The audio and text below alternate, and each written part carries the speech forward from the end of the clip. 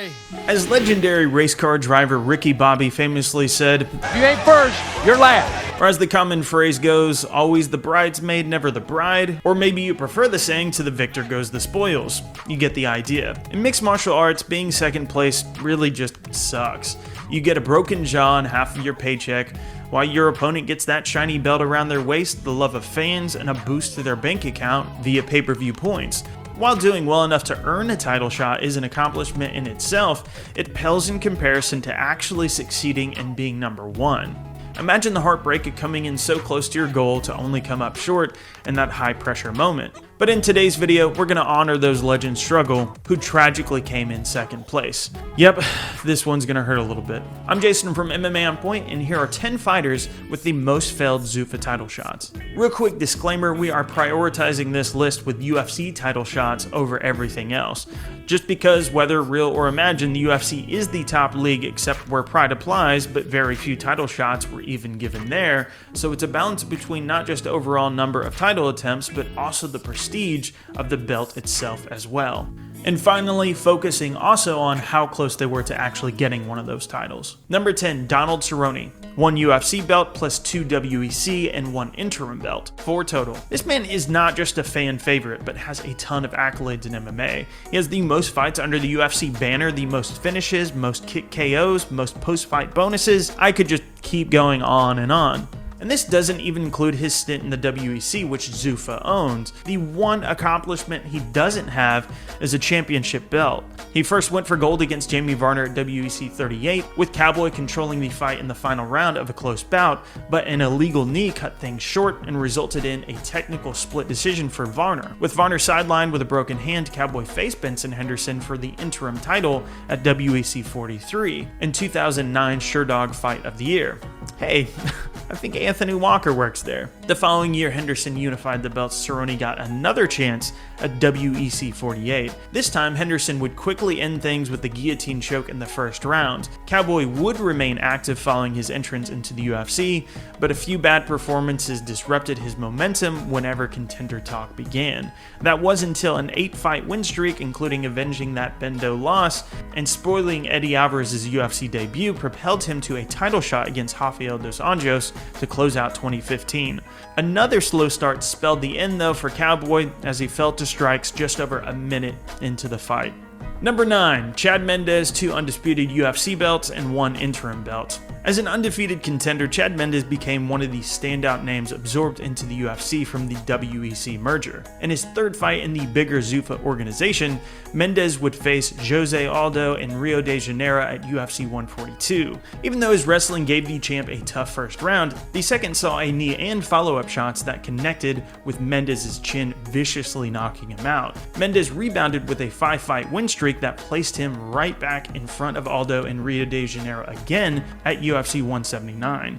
In 2014's consensus fight of the year, Mendes came up short yet again, this time with a bit of a controversy as the Brazilian crowd drowned out the sounds of the bell, resulting in a right hand dropping Mendes just outside of the first round. When Aldo pulled out of his original meeting with Conor McGregor at UFC 189, it was Mendes that cut a hunting trip short to fill in for the heavily anticipated main event, this time for an interim belt.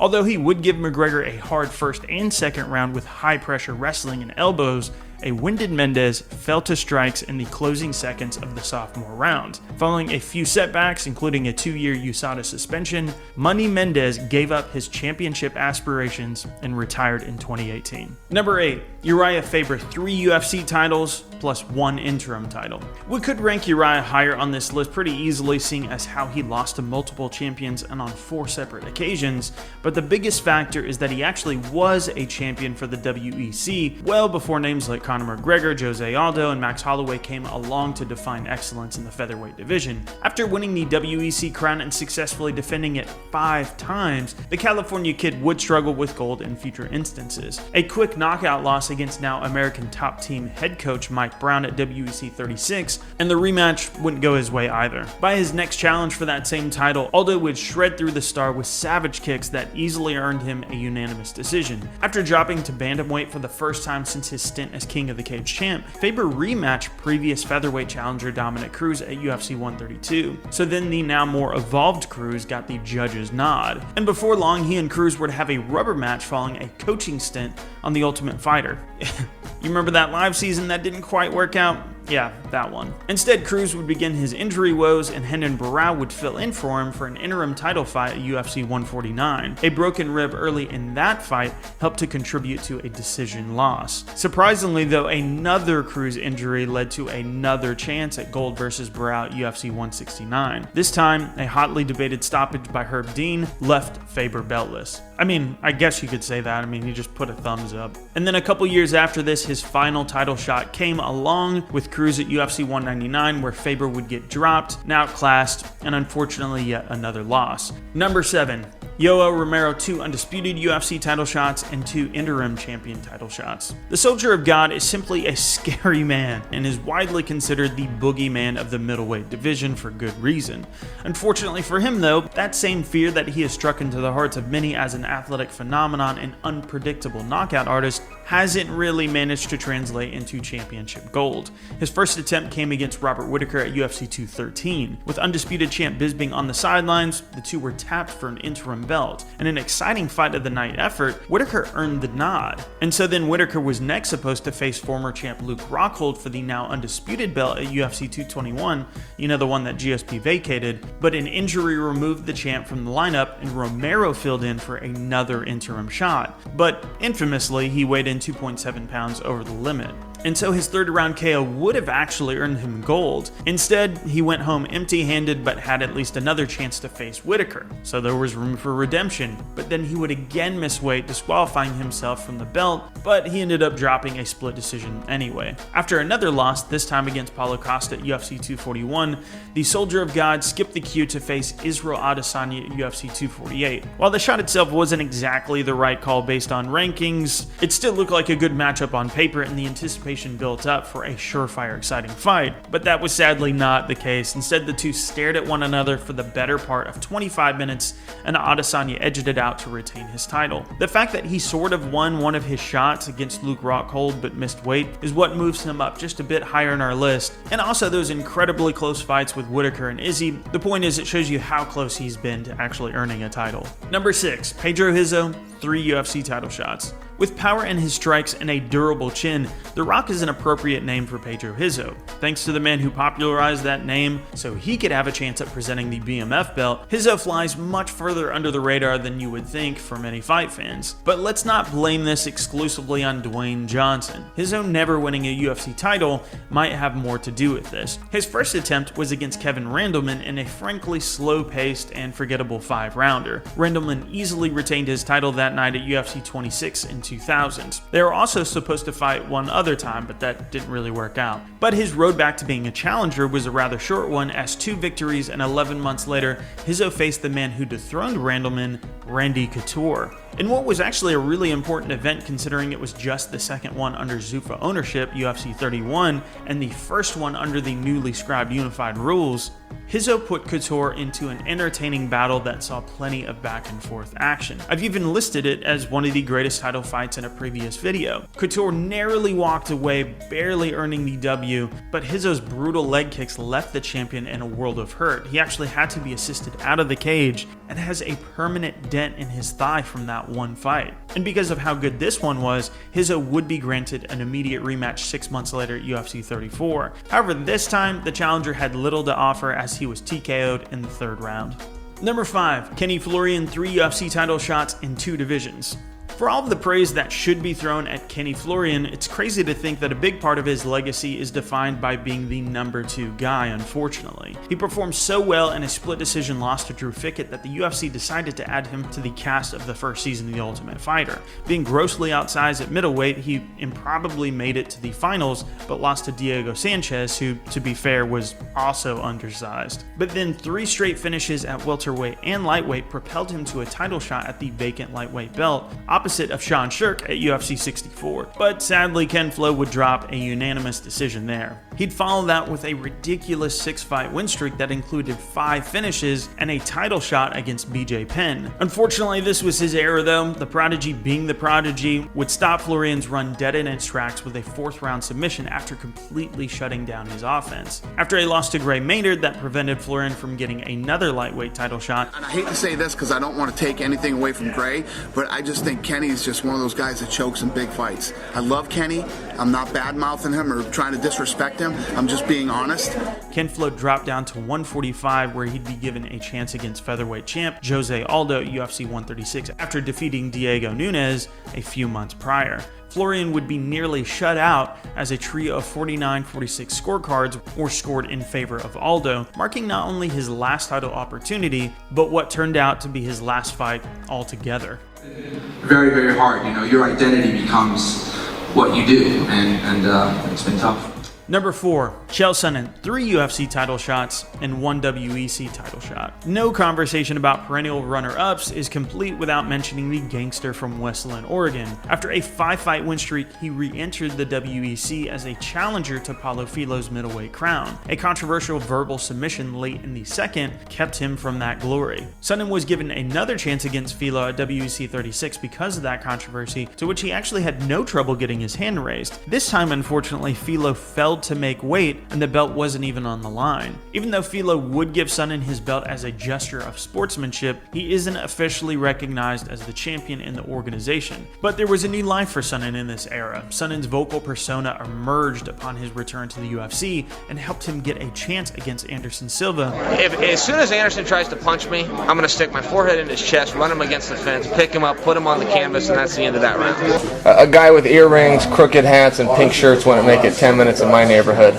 I got 2 national championship plaques on my wall that says I can take him down. I saved Anderson's job. Uncle Dana was going to give him his walking papers, and I begged him, keep him around. I will retire this guy. Where he would give Silva a night of hell at UFC 117. Unfortunately for him, a late triangle armbar did what the California State Athletic Commission would have done eventually, as Silva retained his belt.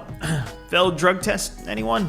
A couple of wins, nice sound bites later, Sonnen would face Silva again at UFC 148. This time, an ill-advised spinning back fist would spell doom for Chael P, who would lose by TKO in the second. With an unintentional assist from his training partner Dan Henderson, we'll talk about that assist in a little bit, he bounced back from a title loss at middleweight to a title shot at light heavyweight, and a season of The Ultimate Fighter against John Jones, who would, well, frankly destroy him late in the first round before anyone noticed the likely fight-ending toe injury Jones sustained in the process. The most heartbreaking part of all of this was his retirement interview with Ariel Helwani. Well, I was on a bit of a championship run. If I beat Lyoto tonight, I would have fought Bader for the world championship, and that was the only reason I was in the sport. You know, I promised my father I was just in the sport. Do you leave with any regrets?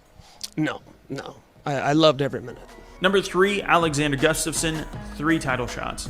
Back when the UFC only knew how to market him versus John Jones for the light heavyweight title at UFC 176 by highlighting the similar heights of both men, we didn't truly realize we'd witness one of the greatest title fights in the history of the sport. Alex would push Jones to the brink after he breezed through several of the best to ever compete in the division. He'd come up short as all 3 judges saw it for Jones in what many considered to be a controversial decision. Following this, a torn meniscus would force him out of their highly anticipated rematch in what was originally scheduled for UFC 178, so a second chance came around 2 years later against Daniel Cormier in John Jones' absence. While he was fresh off of a KO loss to Rumble Johnson, and we can question why he was given that chance so soon, we once again found Gustafsson in an incredible fight where he would give the champion all he could handle, scoring multiple takedowns against the Olympic wrestler, mind you, and nearly finishing him in the 3rd round. So as yet another great title fight, a split decision would leave Gus with no gold around his waist. When Jones returned from another of his self-inflicted banishments from the sport, however, the drama of Jones' PED pulsing and subsequent last-minute venue change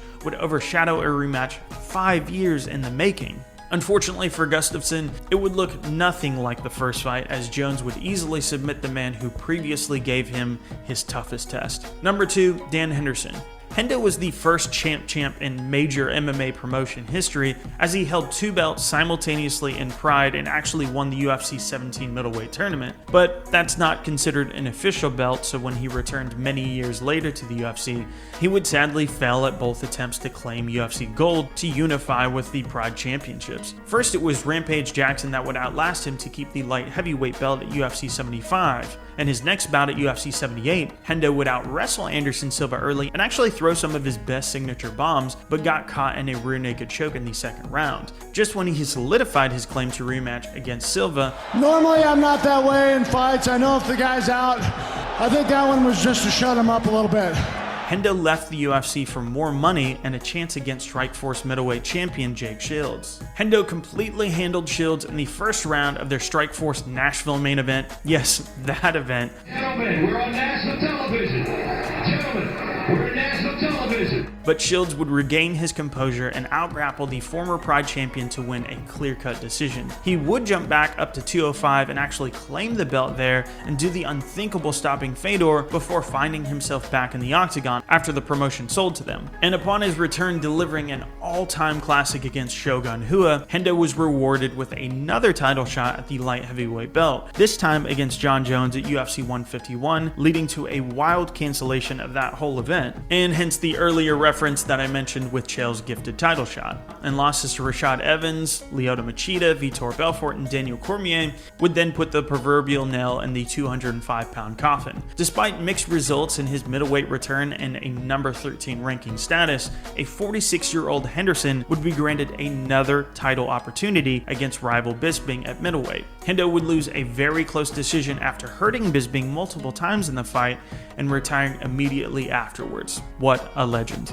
Number 1, Joseph Benavidez, 4 UFC and 1 WEC title shot. This is by far the freshest wound on the list, and it's the saddest one to talk about because it just happened. And the reason is there are just very few people who are genuinely liked as well as he is in the sport. The former Team Alpha Male representative has always left a good impression on teammates, opponents, promotional bosses, and media alike, and that is what makes this entry particularly tough. Joby has been on the wrong side of the win-loss column 5 times in title bouts. During his WEC days, a split decision loss against Dominic Cruz kept him from bantamweight gold. Identical scorecards denied him another razor-thin effort against Demetrius Johnson for the inaugural UFC flyweight belt. From there, his losses would be far more definitive. A rematch against Mighty Mouse would abruptly end with a right hook that sent him unconscious in the first round. After working his way back into contention after DJ left the UFC and his successor Henry Cejudo vacated the belt, Davison Figueiredo missed weight, disqualifying him from the crown at UFC Fight Night 169. But he'd break the collective hearts of MMA fans by TKOing Benavidez in the second round. An immediate rematch offered some hope for the beloved vet to finally add a championship to his resume. Unfortunately, Figueiredo would instead dominate him yet again, this time by choking him out after a rough first round. And what makes this even harder to accept is that this was the 3rd time a champion has held 2 wins over Benavidez,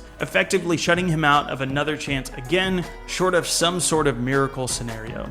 I'd like to give a huge shout out to Anthony Walker for writing this list. You can follow him on Twitter at AntWalkerMMA. And actually, I'd like to give a massive shout out to our social media designer Oven, who actually came up with this idea on our Instagram. I was like, hey, that would make a great list. So shout outs to Oven there. And then of course Ben Rosette for allowing us to use his music in the intro of this video. You can check out his links in the description to check out his music, and you can follow him on Instagram or Twitter at Ben Rosette. Thanks for watching my list, guys. If you enjoyed the video, subscribe and like. We upload at least 3 videos per week about MMA, and it really helps us out when you do so. If I missed anything on this vid, let me know in the comments, and feel free to follow me on Twitter at JasonTheHeart, or follow the official channel account at On Point MMA. Thanks for watching so much, and I'll catch you on the next video.